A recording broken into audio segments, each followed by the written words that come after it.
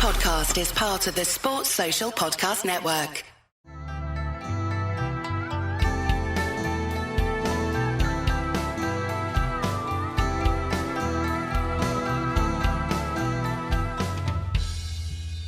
Hello, I'm your host, Les Bubka.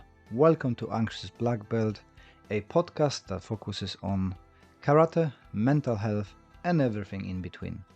If you enjoy our content and would like to support us, best way to do that is to listen to another episode, share with your friends, and leave us a review.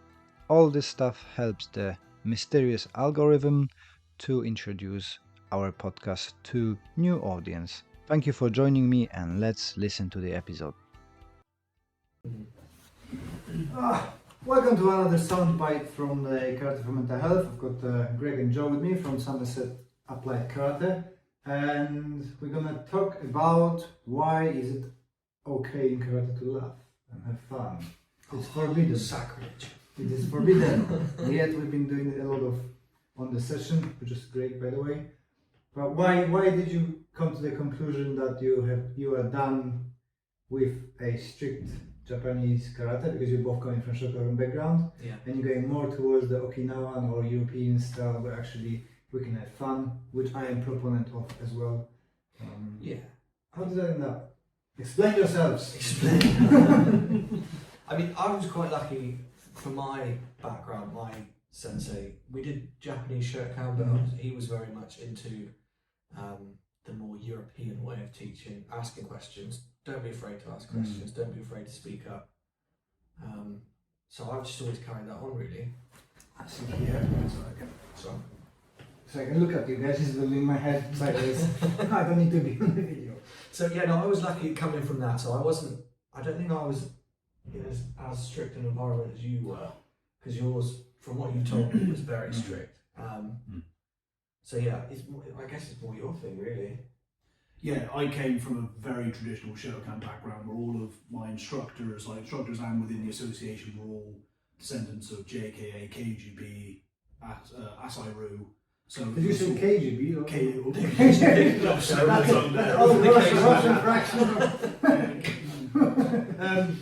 And so it was very, very strict. And exactly like Greg said, it was just do it. Just don't ask questions, don't modify it. I'm not even really sure people are allowed to ask questions. It was just like, if you have any questions, you weren't listening. So just get on with it and just do it. And I was always taught, find the fun in your training, which I could never buy into that idea. Surely find the fun is that your hard training should be fun. I argue, why can't fun training be hard? So yeah, we both see this the same way. That I see it from a perspective that I'm trying to make the training fun because it wasn't. Whereas I suppose when it's always fun, you can carry that message forwards. So yeah, we got the same idea but from different angles. I think karate is one of the very rare ones that actually forbids the fun. Because you go to a wrestling club, game. I think it's the Japanese culture there, isn't it? It's that culture of you conform to what you're being told. You don't ask questions, which is fine if you're Japanese, but we're not. I'm more Japanese than Japanese because I've done karate. Japanese. Yeah, it's just I always call it like martial LARPing. You know, like when you dress up in medieval and do stuff. Like that's what essentially sometimes we go too far into that, where we try and take on the Japanese accent, the Japanese language, and like sometimes we just need to relax. Yeah, just chill out. We're from Glastonbury. That's what we do. So how did that impact your training, and how is it looking now different? And what is the difference you notice with your students? I think that just the nature of how we train now is much more. It's more energetic, I would say. So it lends itself to more just people having fun. Like you saw in there, you're constantly talking back and forth anyway. It's not to say that people aren't training and they're talking, but you're discussing what you're doing, you're working things out together. It's a fun environment. I think it's relaxed, so they're more expressive, which is what we don't want them to be. What I call sausages in a sausage factory. It's allowing them to go ask questions.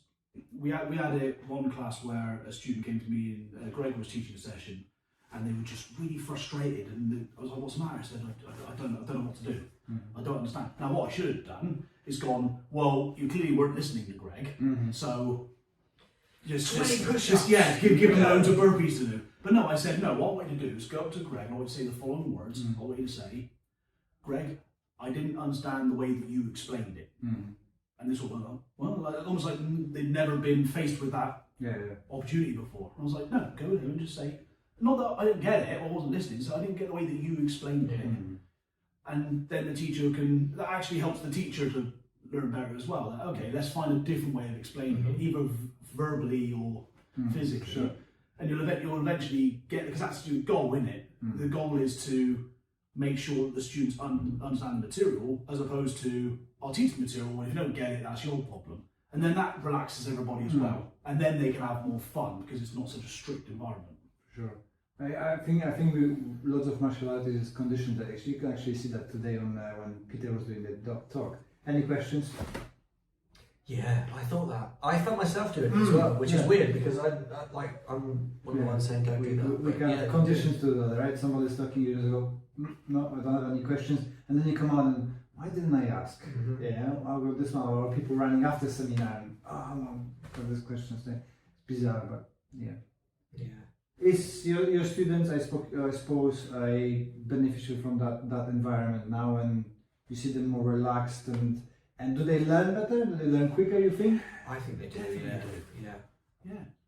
I found in my club, because we're doing games and relaxing most of it as well, that it doesn't look that crisp, but people have more skills. If that's fair assessment. Yeah, that's a really good. Yeah, absolutely. But I think it depends on what you're after. Like if you're after like really super technical aesthetic karate, then the way we train is not going to get you there.